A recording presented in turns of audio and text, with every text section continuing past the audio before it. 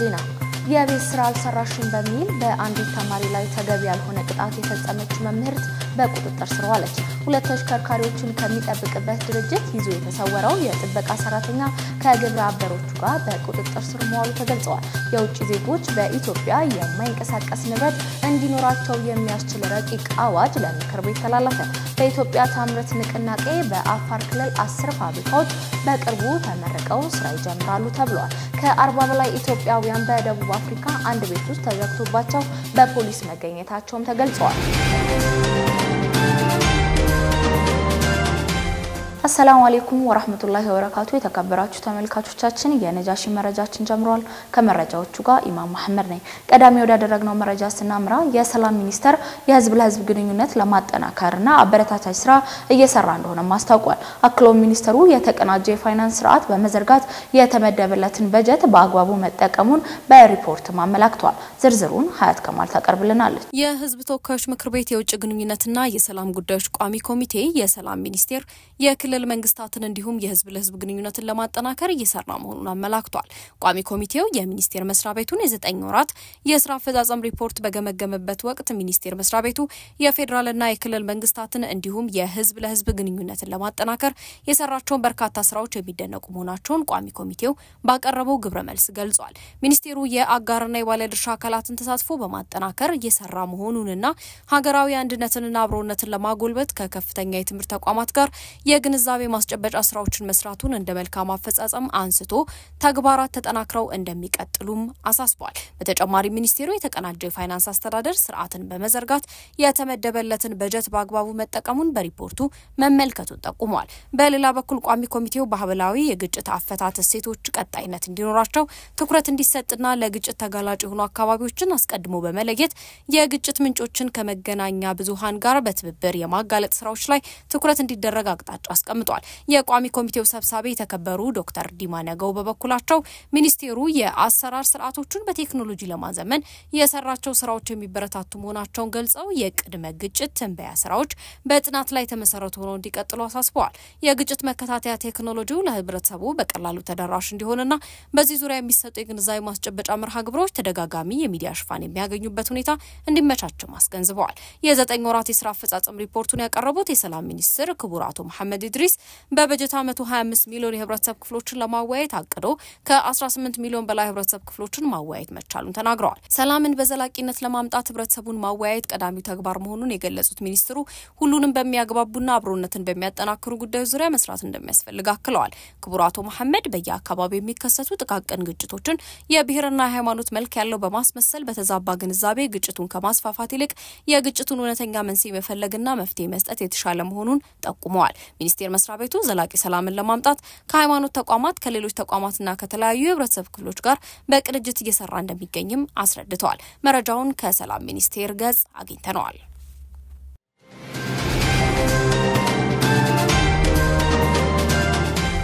የቤት ስራ አልሰራሽም በሚል በአንዲት ተማሪ ላይ ተገቢ ያልሆነ ቅጣት የፈጸመች መምህርት በቁጥጥር ስር ዋለች በኮልፌ ቀራኒዮ ክፍለ ከተማ በሰላም በር ቅድመ አንደኛ ደረጃ ትምህርት ቤት የሁለተኛ ክፍል ተማሪ የቤት ስራ አልሰራሽም በማለት ተገቢ ያልሆነ ቅጣት በፈጸመችው መምህርት ላይ እርምጃ መውሰዱን የአዲስ አበባ ከተማ አስተዳደር ትምህርት ቢሮ የህዝብ ግንኙነት ክፍል ለኢቢሲ ዶስትሪም አስታውቋል ቢሮ ጥፋቱን ስለፈጸመው መረጃ እንደደረሰው አፋጣኝ እርምጃ መውሰዱን የትምህርት ቢሮ የህዝብ ግንኙነት ክፍልም ነግሯል ትውልድን ከመቅረጽና የነገ ሀገር ተረካቢን ተተኪን ዜጋ ከመፍጠር የቀለም እናት ከመሆን ባለፈ ከእናት የማይጠበቅ ያለንበትን ዘመንና ወቅት የማይወጅና የማይመጥን መሰል ድርጊት መፈጸሙ ተገቢ እንዳልሆነም ተገልጿል ድርጊቱ እንደተፈጸመ ጥብቅ ክትትል በማድረግ ወዲያውኑ የማጣራት ስራዎች እንዲሰሩና መምህርቷ በህግ ከለላ ውስጥ እንድትሆን መደረጉም ተገልጿል ጉዳዩ በህግ አግባብ እንዲታይና ፍትህ እንዲያገኝበት በትኩረት እየተሰራ እንደሚገኝም ተገልጿል ጉዳቱ የደረሰባት ተማሪ ህክምና አግኝታ በጥሩ ጤንነት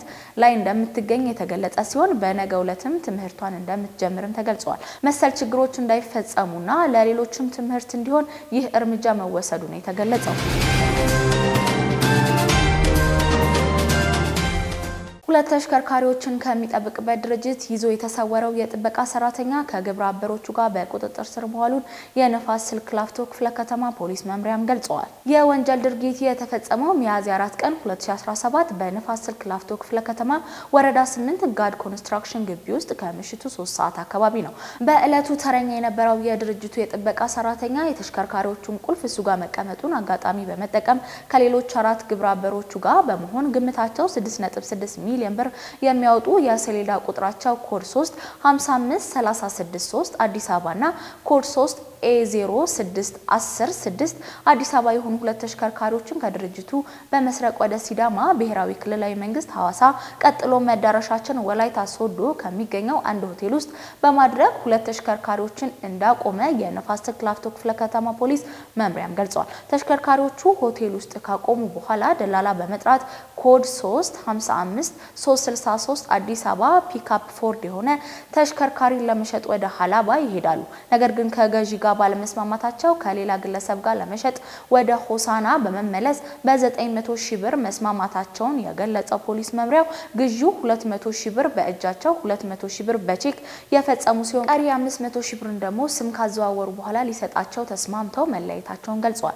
መረጃው የደረሰው የንፋስ ስልክ ላፍቶ ክፍለ ከተማ ፖሊስ ያሉበት ቦታ ድረስ በመሄድ የህብረተሰቡን ጥቆማ መነሻ በማድረግ ዋና ወንጀል ፈጻሚ በወንጀሉ ተባባሪ የነበሩ ግለሰቦች እንዲሁም ተሽከርካሪውን የገዛው ግለሰብ ጭምር ጋራጅ ቀለም እያስቀየሩ በነበረበት ወቅት በቁጥጥር ስር በመዋል ሁለቱም ተሽከርካሪዎች የማስመለስ ስራ መስራት የቻለ ሲሆን በአጠቃላይ በወንጀሉ ተሳትፎ የነበራቸው ተጠርጣሪዎች በቁጥጥር ስር በመዋል ምርመራ እያጣራ እንደሚገኝ የክፍለ ከተማ ፖሊስ መምሪያን ገልጸዋል። የጥበቃውን ሰራተኛ ሲቀጥሩ በቂ ተያዥ ያልነበረው መሆኑን ገልጾ ፖሊስ ድርጅቱም ሆነ ተቋማት የጥበቃ ሰራተኛ ሲቀጥሩ በቂ ተያዥ ያላቸው ግለሰቦችን መቅጠር እንዲሁም ቁጥጥርና ክትትል ማድረግ ይኖርባቸዋል ሲል የአዲስ አበባ ፖሊስ ጠቅላይ መምሪያ መልእክቱን አስተላልፈዋል።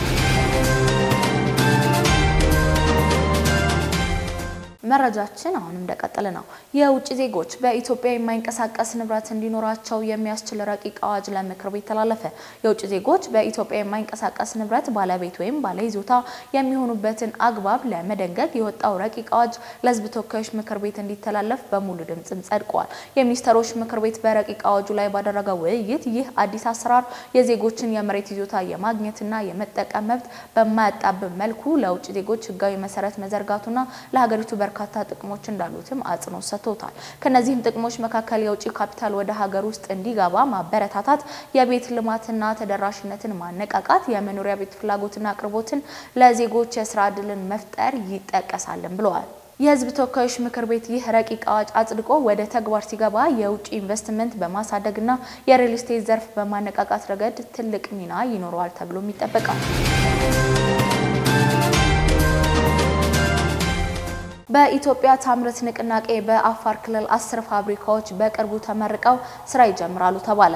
የኢትዮጵያ ታምርት ንቅናቄ አካል የሆነው 10 ፋብሪካዎች በአፋር ክልል በቅርቡ ተመርቀው ስራ እንደሚጀምሩ የክልሉ ርዕሰ መስተዳደር አወል አርባም ገልጸዋል። በጠቅላይ ሚኒስትር ዶክተር አብይ አህመድ የኢትዮጵያ ታምርት ንቅናቄ ሚያዝያ 2014 ይፋ ማድረጋቸው ይታወሳል። ንቅናቄው በሀገር ውስጥ ተተኪ ምርትና አምራችን በማበረታታት የምርት ተደራሽነት ከማስፋት በተጨማሪ አገሪቱ ከውጭ የምታስገባቸው ምርቶች በማስቀረት ረገድ ከፍተኛ አስተዋጽኦ እያበረከተ ይገኛል። የአፋር ክልል ርዕሰ መስተዳደር አወል አርባ ለኢዜአ እንደገለጹት በክልሉ ከለውጥ ወዲህ ኢኮኖሚያዊ እንቅስቃሴ ወደ ላቀ ደረጃ የሚያሻግሩ በርካታ ተግባራት ተከናውኗል ብሏል። ከተግባሮች መካከልም የኢትዮጵያ ታምርት ንቅናቄ ተጠቃሽ መሆኑን ገልጸው ይህም በክልሉ ለሚካሄዱ ኢኮኖሚያዊ እንቅስቃሴዎች ትልቅ መነቃቃትን ፈጥሯል ብሏል። ንቅናቄው አምራች ኢንዱስትሪዎችን በማበረታታት ኢኮኖሚያዊ ተጠቃሚነትን ለማረጋገጥ ጉልህ አስተዋጽኦ አበርክቷልም ብሏል። በተለይም ክልሉ በኢንዱስትሪ በግብርና በቱሪዝም ዘርፎች ትልቅ ሀብት ያለው በመሆኑ ገልጸው ሀብቱን ጥቅም ላይ ለማዋል የሚደረገው ጥረትና ንቅናቄ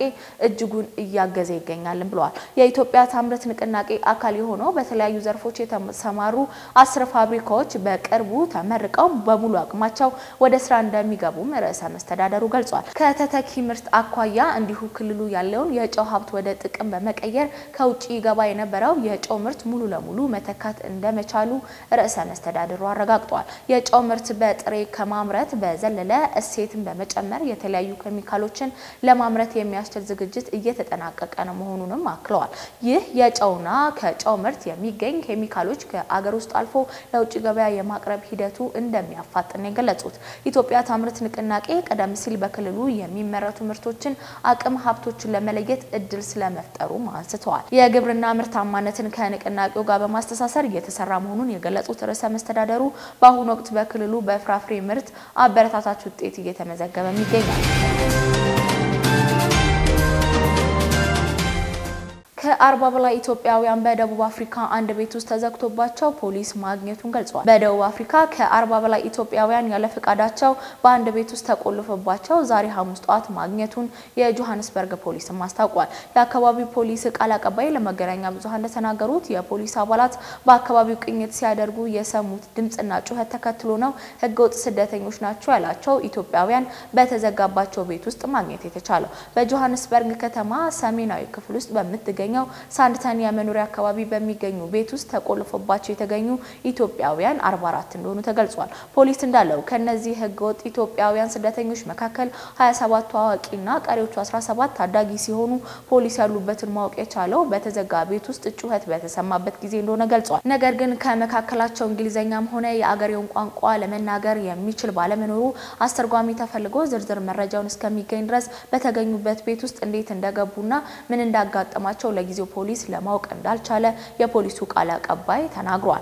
ኢትዮጵያውያን ስደተኞች ያሉበት ቦታ በፖሊስ ታውቆ በተያዙበት ጊዜ የቤቱ ባለቤትም ሆነ እነዚያ ቤት ውስጥ ቆልፎ ያስቀመጣቸው ግለሰብ እንዳልተገኘ ለማረጋገጥ ተችሏል። ኢትዮጵያውያን ስደተኞች ያሉበት ቦታ በፖሊስ ታውቆ በተያዙበት ጊዜ የቤቱ ባለቤትም ሆነ እዚያ ቤት ውስጥ ቆልፎ ያስቀመጣቸው ግለሰብ አልተገኘም ወይም አምልጧል ተብሎ ይታመናል። በርካታ ኢትዮጵያውያን የተሻለ ኑሮ ፍለጋ በህገወጥ መንገድ የምስራቅና የደቡብ አፍሪካ ሀገራትን ማቋረጥ ወደ ደቡብ አፍሪካ የሚገቡ ሲሆን በዚያም ሂደት በጎጥ የሰዎች አዘዋዋሪዎች የተለያዩ እንግልትና ጥቃት እንደሚፈጸምባቸው ከዚህ በፊት የወጡ ዘገባዎች ያመለክታሉ። የደቡብ አፍሪካ መንግስት ባለስልጣናትና ዓለም አቀፍ የፖሊስ ተቋማት ኢንተርፖል ኢትዮጵያውያን ስደተኞች በህገወጥ መንገድ ወደ ደቡብ አፍሪካ ለማድረስ ለሚደረገው የሰዎች ዝውውር አሳሳቢ መሆኑን ከዚህ በፊትም ገልጾ ነበር። ወደ ደቡብ አፍሪካ የሚያቀኑት ኢትዮጵያውያን በአብዛኛው ጉዞ የሚያደርጉትና እንዲቆዩ የሚደረጉበት ሁኔታ ለጤናና ለህይወታቸው አደገኛ እንደሆነ ከዚህ በፊት ያጋጠሙ ክስተቶችም ያሳያሉ። ከጥቂት ዓመታት በፊት ቢያንስ 64 ኢትዮጵያውያን በታፈነ ሁኔታ በተሽከርካሪ ሲጓዙ ህይወታቸው አልፎ በሞዛምቢክ ውስጥ የተገኙ ሲሆን በተመሳሳይ ወደ ደቡብ አፍሪካ ይጓዙ የነበሩ የ30 ኢትዮጵያውያን አስክሬን በጅምላ ተቀብሮ መገኘቱም ይታወሳል። ኢትዮጵያውያን በህገወጥ የሰዎች አዘዋዋሪ አማካኝነት ወደ ደቡብ አፍሪካ ሲጓዙ ከፍተኛ ገንዘብ የሚከፍሉ ሲሆን በመንገድ ላይ ከባድ እንግልት እንደሚፈጸምባቸው ይነገራል። ስደተኞቹ ደቡብ አፍሪካ ከደረሱ በኋላ ያለ በቂ ምግብና ውሃ ያለ ፍቃዳቸው በተጨናነቀ ሁኔታ በአንድ ስፍራ ታጉረው እንደሚቀመጡ ፖሊስ ከዚህ በፊት ማሳወቁም ይታወሳል። በዚህ ዓመት ጥር ወር ላይ በተመሳሳይ የደቡብ አፍሪካ ፖሊስ በጆሃንስበርግ ከተማ በአንድ ቤት ውስጥ ታግተው የቆዩ ኢትዮጵያውያን ናቸው ተብሎ የሚታመኑ 26 ሰዎችን ማግኘቱን አስታውቆ ነበር። በቤት ውስጥ ከተገኙ ስደተኞች መካከል 15ቱ እርቃናቸውን የነበሩ ሲሆን በቤቱ አቅራቢያ የተገኙ ቀሪዎቹ 11 ደግሞ ጉዳት እንደደረሰባቸው ፖሊስ አያይዞም ገልጸዋል። ወደ ውጪ መረጃችን ስናመራ በእስራኤል የተቀሰቀሰው ሰደድ እሳት አሁንም ተባብሶ መቀጠሉ ተነገረ። በዚህም ለኢየሩሳሌም ቅርብ በሆኑ ቦታዎች አዲስ ሰደድ እሳት ዛሬ መቀስቀሱን ተሰምቷል። የእስራኤል የእሳት አደጋ መከላከያ አገልግሎት 163 የምድር ሰራተኞችና 12 አውሮፕላኖቹን እሳቱን ለመቆጣጠር ጥረት እያደረጉ መሆኑ ተዘግቧል። ነገር ግን አሁንም ድረስ ሰደድ እሳቱን መቆጣጠር እንዳልተቻለ ነው መረጃዎች የጠቆሙት። እሳቱ ሮብለት በዋናው ኢየሩሳሌም ቴልአቪቭ አውራ ጎዳና ላይ የተቀሰቀሰው ሰደድ እሳቱ ለበርካቶች አካባቢያቸውን ለቀው እንዲሸሹ ምክንያት ሆኗል። የእስራኤል ፖሊሶች መንገዶችን በመዝጋት በሺዎች የሚቆጠሩ ነዋሪዎችን በአቅራቢያው ካሉ አካባቢዎች እንዲወጡ ማድረጋቸውም ተዘግቧል። እስራኤል ያጋጠማት ይህ ከባድ ሰደድ እሳት ተከትሎ የዓለም አቀፍ ማህበረሰብን ድጋፍ እንዲያደርጉላት ጥሪ ያቀረበች ነው። ከኢየሩሳሌም በቅርብ ርቀት ላይ የተከሰተው ከባድ ሰደድ እሳት መዛመቱን ተከትሎ ነዋሪዎቹ አካባቢያቸው ለቀው እንዲወጡ መደረጉ ተገልጿል። እንዲሁም በሰደድ እሳቱ የተነሳ በርካታ መንገዶች እንዲዘጉ መደረጉም ተያይዞ ተገልጿል። ባለው ከባድ የአየር ጸባይና በኃይለኛ ነፋስ ታግዞ የተዛመተ የሚገኘው የሰደድ እሳት ለመቆጣጠር የእሳት አደጋ ሰራተኞች ጥረት በማድረግ ላይ መሆናቸውን CNN ዘግቧል። የእስራኤል መከላከያ ሚኒስቴር ሀገሪቱ ብሔራዊ የአደጋ ጊዜ ላይ መሆኗን ገልጾ የሰደድ እሳቱን ለመከላከል የዓለም አቀፍ ማህበረሰብ ድጋፍ እንዲያደርግላቸውም ጠይቀዋል። የተከሰተው የሰደድ እሳት ምናልባትም በታሪክ ትልቅ የሚባል መሆኑን የገለጹት የኢየሩሳሌም የእሳት አደጋ ዲፓርትመንት ኮማንደር ሹሙሌክ ፍሬድማን የሰደድ እሳቱ በሰዓት 60 ማይል ፍጥነት የሚጓዝ መሆኑን የበለጠ እንዲዛመት አስጊ ያደርጎታልም ብለዋል። የሰደድ እሳቱ በኃይል መዛመቱን ተከትሎ ባለስልጣናቱ ቴልአቪቭን ከኢየሩሳሌም የሚያገናኘው መንገድ ለመዝጋት መወሰናቸው ነው የተገለጸው። በእስራኤል ሮብለት የተከሰተው የሰደድ እሳት ለመከላከል ሀገሪቱ ባቀረበችው የድጋፍ ጥያቄ 3 የእሳት መከላከያ አውሮፕላኖች ከጣሊያን ማግኘቷም ተነግሯል። ህንድ በፓኪስታን ላይ ጥቃት ለማድረስ የጦር ኃይሏን ይበልጥ እያጠናከረች መሆኑ ተሰምቷል። በዛሬው ዕለት የአሜሪካ አሸማጋይነትና የዓለም መንግስታት ማሰባሰቢያ ከግምት ውስጥ ባለማስገባት የባህር ኃይል ጦር ልምምድ ስታደርጉላለች። ዝርዝር መረጃውን ዙበይዳ ሐሰን አዘጋጅታለናለች። ህንድ የባህር ኃይሏን በአረብ ባህር ላይ ያሰለጠነች መሆኑ ተሰምቷል። በፖልጋሚ የሽብር ጥቃትን ተከትሎ ህንድ የሚመጣውን ከፍተኛ ውድመት ከግምት ውስጥ ባለማስገባት በፓኪስታን ላይ ከባድ ጥቃት ለማድረስ እየዛተች ትገኛለች። ጥቃቱን አጠናክሮ ለመቀጠልም የባህር ኃይሏን ልምምድ ማድረግ መጀመሩም ነው የተዘገበው። የመከላከያ ምንጮች እንደሚያሳዩት በቅርቡ የጦር አውሮፕላኖችና መርከቦች ለጦርነቱ ዝግጁነታቸውን ለማሳየት ከፍተኛ ፍንዳታና ተኩስ ያሰማሉም ተብሏል። በፓኪስታንና በህንድ መካከል ጦርነት ከተከፈተ ሁለቱም ኒውክሌር ታጣቂ ሀገሮች በመሆናቸው ውድመቱ በሁለቱም ሀገራት የከፋ ነው የሚሆነው የሚል ስጋት በተለያዩ ወገኖች እየተነገረ ይገኛል። በዚህም ዩናይትድ ስቴትስ ህንድና ፓኪስታንን ውጥረቱን ለማርገብ በጋራ እንዲሰሩ ማሳስባለች። የአሜሪካው የውጭ ጉዳይ ሚኒስተር ማርኮ ሩቢዮ በትናንትናው ዕለት ከህንድ የውጭ ጉዳይ ሚኒስተርና ከፓኪስታን ጠቅላይ ሚኒስተር ጋር የተለያየ ውይይት ካደረጉ በኋላ በደቡብ እስያ ያለውን ሰላምና ደህንነት እንዲጠብቁም ጠይቀዋል። እየተገባደደ ባለው የፈረንጆቹ አፕሪል ወር ላይ በፖልጋሚ ከተፈጸመው ጥቃት ጀርባ ያሉትን ታጣቂዎች በመደገፍ ህንድ ፓኪስታንን ብትወቅሳትም ነገር ግን ኢስላማባድ ክሱን መሰረተ ቢስ እንደሆነ እየተናገረ ይገኛል። እንዲሁም ጉዳዩን በገለልተኛ ወገን መታየት እንደሚያስፈልገውም ተናግሯል። ህንድ በሁለቱም ወገኖች በተወሰደው ተከታታይ የተኩስ ልውውጥ ሳቢያ የፓኪስታን አውሮፕላኖች የአየር ክልሏን መዝጋቷን ማስታወቃለች። ይህና ሌሎች ህንድ እየወሰደች ባለችው መሰረተ ቢስ እርምጃ የሁለቱ ሀገራት ውጥረት እየተባባሰና ጉዳዩም የዓለም መንግስታትንም ጭምር እያሰጋም ይገኛል። የአሜሪካው የውጭ ጉዳይ ሚኒስተር የሁለቱ ሀገራት መሪዎች በስልክ ባነጋገሩበት ወቅት ምንም እንኳን የተፈጠረውን ውጥረት ለማርገብ እየተሞከረ ቢሆንም ህንድ ግን ጦርነቱን የማቆም አዝማሚያ እንደሌላት በሚያስመስል ሁኔታ ሀሳቧን አጋርታለች። ለዚህም ማሳያ ይሆን ዘንድ የፖልጋሚ ጥቃት ወንጀለኞች ደጋፊዎችና እቅድ አውጪዎች ለፍርድ መቅረብ አለባቸው ሲል የህንድ የውጭ ጉዳይ ሚኒስተር ኤስ ጃካንሳ ከአሜሪካቻቸው ጋር በስልክ ካነጋገሩ በኋላ በኤክስ ላይ ጽፈዋል። ይህ በእንዲህ እንዳለ የአሜሪካ ከፍተኛ ዲፕሎማቶች ከፓኪስታን ጠቅላይ ሚኒስትር ሼህባዝ ሻሪፍ ጋር ባደረጉት ውይይት የሽብር ጥቃቱን ማውገዝ እንደሚያስፈልግም ገልጸዋል። ኢስላማባድ ይህንን ጥቃት በማጣራት እንዲተባበርም አሳስበዋል። በጥሪው ወቅትም የፓኪስታን ጠቅላይ ሚኒስትር ሼህባዝ ሻሪፍ ህንድ ፓኪስታንን ከጉዳዩ ጋር ለማገናኘት የምታደርገውን ጥረት ውድቅ እንድታደርግም ጠይቀዋል። የፓኪስታን ጠቅላይ ሚኒስትር ዩናይትድ ስቴትስ ህንድ እየሄደች ያለችበትን መንገድ ስለማያዋጣ በኃላፊነት እንድትሰራ እንዲያስጠነቅቁም አሳስበዋል። ኢስላማባድ ህንድ ለምታደርገው ማንኛውም ጥቃት ወታደራዊ እርምጃ የአጸፋ መልስም እንደምትሰጥም አስጠንቅቃለች። በሁለቱ ኒውክሌር ታጣቂ ሀገራት መካከል ጦርነቱ እየተባባሰ ከመጣ የሚመጣው እጅግ አሰቃቂ እልቂት ከግምት ውስጥ በማስገባት የተባበሩት መንግስታት ድርጅትና አሜሪካ የሰጡትን ማስጠንቀቂያ ወደ ጎን በመተው ህንድ አሁንም ወታደራዊ ልምምዷን አጠናክራለች። ይህ የህንድ ድርጊት ኃላፊነት የጎደለውና ኢሰብአዊ የሆነ እርምጃ እንደሚሆንም እየተነገረም ይገኛል።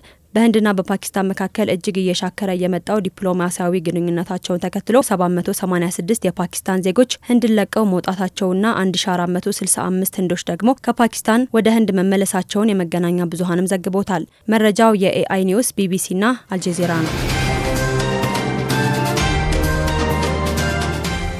ደም ግፊት በአሁን ሰዓት በሀገራችን ከሚታወቁ ተላላፊ ከሆኑ በሽታዎች በበለጠ ሁኔታ ማህበረሰቡን እያጠቀ ይገኛል። ይህ የሆነበት ምክንያት በዋነኝነት ከአኗኗር ዘይቤያችን ጋር ተያይዞ እንደሆነም መረጃዎች ይጠቁማሉ። ዝርዝር መረጃውን ሙስጣፋ መሐመድ ያቀርብልናል። ደም ግፊት የደማችን ጉልበት ከደም ቧንቧ አርተሪ ግድግዳ ጋር ሲነጻጸር በጣም ከፍተኛ ሲሆን የሚከሰት ህመም ነው። ይህም እንደ ልብ ህመም አይነት የጤና ችግር ያስከትላል። ደም ግፊት ልባችን በምትረጨው የደም መጠንና ደም በአርተሪዎቻችን ውስጥ ሲያልፍ የመቋቋም ኃይል ይወስናል። ብዙ ደም ልባችን በረጨች መጠን አርተሪያችን ይጠባል። ከዚያም የደም ግፊታችን መጠናችን ይጨምራል ማለት ነው። ምንም አይነት ምልክት ሳይኖረው ለዓመታት የደም ግፊት መጠናችን ከፍተኛ ሊሆን ይችላል። ይህም የደም ቧንቧዎችንን ይጎዳቸዋል። ያልተቆጣጠርነው ከፍተኛ የደም ግፊት ለከባድ የጤና ችግር የመጋለጥ ዕድላችንን ይጨምራል። ለዚህም የልብ ድካም፣ የደም መርጋት ብሎም ስትሮክ ለተባለ ጭንቅላት ላይ የደም መፍሰስ ወይም የደም እጥረት እንዲያጋጥም ያደርጋል። የደም ግፊት ከብዙ ዓመታት በፊት የነበረ በሽታ ሲሆን በማንኛውም የዕድሜ ክልል ያሉ ሰዎችን ያጠቃል። ከፍተኛ የደም ግፊት በቀላሉ የሚታወቅ በሽታ ነው። የደም ግፊት በሽታ መንስኤዎች ሁለት አይነት ናቸው። መጀመሪያው የደም ግፊት መንስኤዎች አብዛኞቻችን አዋቂዎች ላይ የደም ግፊት መነሻ ምክንያት አይታወቅም። የዚህ አይነቱ የደም ግፊት የመጀመሪያ ደረጃ ይባላል። የሚከሰተውም ቀስ በቀስ ከረጅም ዓመታት ቆይታ በኋላ ነው። ሁለተኛው የደም ግፊት መንስኤ በድንገት የሚከሰት ሲሆን ከመጀመሪያው ደረጃ የደም ግፊት አይነት የበለጠ ከፍተኛ የደም ግፊት በሽታ ያስከትላል። የደም ግፊት ምልክቶች አብዛኛውን ጊዜ የደም ግፊት በሽታ ተጠቂ ሰዎች የደም ግፊት መጠናቸው በአስደንጋጭ ሁኔታ እስከሚጨምር ድረስ ምንም አይነት የበሽታ ምልክት አይታይባቸውም። ጥቂት ሰዎች በመጀመሪያው የበሽታው ደረጃ ላይ ከባድ የራስ ምታትና ከወትሮው የተለየ የአፍንጫ መድማት ያጋጥማቸዋል። የደም ግፊት መጠኑን መለካት እንደ ማንኛውም የሕክምና ቀጠሮ ልንወስደው ይገባል። ከ18 ዓመታችን ጀምሮ ቢያንስ በሁለት ዓመት አንድ ጊዜ እንድንለካ ይመከራል። የደም ግፊቶን ሲለኩ በሁለቱም ክንዶ መለካት ይኖርቦታል። የደም ግፊት በሽታ ካለቦት ወይም የልብ ችግር ካለቦት በተደጋጋሚ መለካት ተገቢ ነው። በተወሰነ የጊዜ ልዩነት የጤና ምርመራ የማያደርጉ ከሆነ በፋርማሲና በተለያዩ ቦታዎች በሚገኙ የደም ግፊት መለኪያ መሳሪያዎች እንዲለኩ ይመከራል። የደም ግፊት ተጋላጭነትን የሚቀንሱ ተግባራት ጤናማ የሰውነት ክብደት እንዲኖር ማድረግ፣ ጨው አጠቃቀማችንን መቀነስ፣ ጭንቀትን መቀነስ፣ በፖታሲየም የበለጸጉ ምግቦች፣ የአሳ ዘይት፣ ኦሜጋ 3 ፋት አሲድ የምናገኝ ከአሳ ሲሆን የደም ግፊትን በመከላከል ይረዳናል። ነጭ ሽንኩርት የደም ግፊት መጠንና ኮሌስትሮልን በማስተካከል ከፍተኛ ጥቅም አለው። ሌላኛው የጤና መረጃችን ደግሞ ድንገተኛ የፊት መጣመም መንስኤዎችን ይቃኛል። ፊታችን ከጭንቅላታችን በሚነሱ ነርቮች አማካኝነት የዕለት ተዕለት ተግባራትን ይከናወናሉ። ከጭንቅላታችን የሚነሱ 12 የጭንቅላት ነርቮች አሉ። ከነዚህ ውስጥ አብዛኞቹ ነርቮች የፊታችን እንቅስቃሴ ያዛሉ፣ ይቆጣጠራሉ። ድንገተኛ የሆነ የፊት መጣመም የምንለው በአንድ በኩል የሚገኘውን ፊት ጡንቻዎችን መድከም፣ መስነፍ ወይም መዛል ሲሆን የፊታችንን ቅርጽ የሚቀይር ከአንጎል ከሚነሱት 12 ነርቮች አንዱ የሆነው ሰባተኛው ነርቭ ብግነት ወይም እብጠት ምክንያት የሚመጣ የነርቭ ህመም ነው። ይህ ችግር በማንኛውም የዕድሜ ክልል ሊከሰት የሚችል ግማሽ ፊታችን ወይም በቀኝ ወይም በግራ ፊት እንዳይታዘዝ የሚያደርግ ህመም ነው። ይህም ፊታችንን የሚመግቡ ነርቮች ከጭንቅላታችን ሲወጡ በሚከሰት ጫና ወይም ጉዳት ሊከሰት ይችላል። ምክንያቶቹ ደግሞ ይህ ነው የሚባል ምክንያት ባይቀመጥም አንዳንድ ኤክስፐርት በአንድ በኩል የሚገኘውን የፊታችንን ጡንቻ የሚቆጣጠረው ነርቭ ሲቆጣ ወይም እብጠት ሲኖረው ነው ብለው አስቀምጠዋል። ይህም በተለይ በቫይረስ ኢንፌክሽን አማካኝነት ተብሎ ይታሰባል። ተጋላጭ ሰዎችስ እነማን ናቸው? ተጋላጭ ሰዎች ነፍሰ ጡር እናቶች፣ የላይኛው የመተንፈሻ አካል ኢንፌክሽን፣ ስኳር፣ ደም ግፊትና ከመጠን በላይ ውፍረት ያለባቸው ሰዎች ይበልጥ ተጋላጭ ናቸው ተብሎ ይታሰባል።